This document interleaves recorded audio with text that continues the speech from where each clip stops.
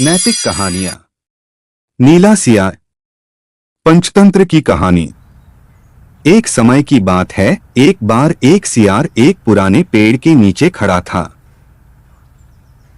उसी समय एक जोरदार हवा के झोंके ने उस पुराने पेड़ को नीचे गिरा दिया। इसी कारण वह सियार उस पेड़ के नीचे आ गया और बुरी तरह घायल हो गया। किसी तरह वह अपनी जान बचाकर वहां से घिसटता घिसटता अपनी मांद तक पहुंचा। कई दिनों से कुछ ना खाने के कारण उसे बहुत ज्यादा भूख लग रही थी। उसने तभी एक खरगोश देखा। वह उसका शिकार तो करना चाहता था, किंतु कमजोर शरीर के कारण शिकार नहीं कर पाया।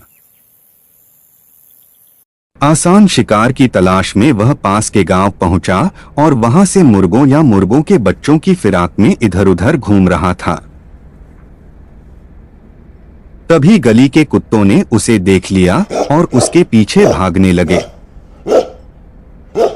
वह अपनी जान बचाकर वहां से भागा, पर कुछ देर बाद वह हाफ गया और किसी गली में जाकर छुप गया।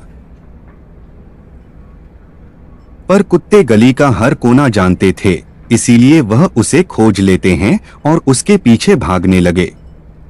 कुत्ते जैसे जैसे उसके पीछे भाग रहे थे, उनकी संख्या बढ़ती जा रही थी। तभी सियार पास के रंगरेजों की बस्ती में आ गया। कुत्तों की ज्यादा संख्या देखकर वह पास ही पड़े एक रंग के ड्रम में घुस गया। जब उसने देखा कि पास में कोई भी कुत्ता नहीं है, वहां से चले गए हैं, तभी वह उस ड्रम से बाहर आया। तब उसने देखा कि वह पूरा नीले रंग में रंग चुका है। फिर वह वहां से जंगल की तरफ चला गया। चलते चलते उसका रंग पूरी तरह सूख गया। वह जब जंगल में पहुंचा तब उसने देखा कि सभी जानवर उसे देखकर इधर-उधर भाग रहे और उससे डर रहे हैं। तभी उसके चतुर दिमाग में एक योजना बनी। उसने सोचा कि मैं इस भय का फायदा उठा सकता हूं। फिर उसने सभी जानवरों को रुकने को कहा और वहां एक बड़े चट्टान पर जाकर बोलने लगा कि उसे स्वयं प्रजापति ब्रह्मा जी ने अपने हाथों से यह अलौकिक रंग कर भेजा है और वह जंगल के सभी जानवरों का कल्याण करने आया है।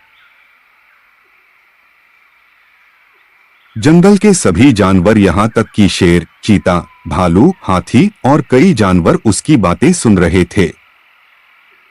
फिर वह बोलने लगा कि वह सबका भला करेगा, वह ईश्वर का दूत है।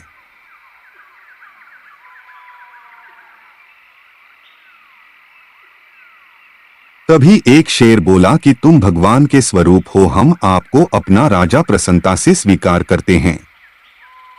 हमें आपकी खिदमत करने का मौका मिल रहा है। तभी रंगा हुआ सियार अपना पंजा उठाकर एक राजा की तरह बोलने लगा कि आपकी इस खिदमत से मुझे बहुत प्रसन्नता होगी। सियार रोज उनसे अपना भोजन मंगवाने लगा। कई दिनों तक वह शाही तरीके से भोजन करता और कई आनंद का सुख उठाता। उसे जब किसी भी शिकार का मांस खाना होता तब वह बस एक हुक्म कर देता और उसके सामने वह हाजिर हो जाता। कई दिनों तक वह राजा की तरह शासन करता रहा। उसे एक खतरा था कि उसकी ही जाति के लोग उसे पहचान लेंगे, तो उसने उन्हें राजा बनते ही पहले दिन ही जंगल से निकलवा दिया। एक दिन रात को वह अपनी मांद में सो रहा था। तभी उसकी आंख खुली और उसने बाहर झांका तो एक चमकीली रोशनी उसे दिखी। तब वह मांद से बाहर आया। तभी उसी के जाति के सियार की टोली पास ही जंगल में अपनी जोर की आवाज से हूं हूं हूं करने लगे। वह अपने आप को रोक ना सका और अपनी ही जाति के लोगों के साथ स्वर में स्वर लगाने लगा और वह जोर से हूं हूं हूं करने लगा।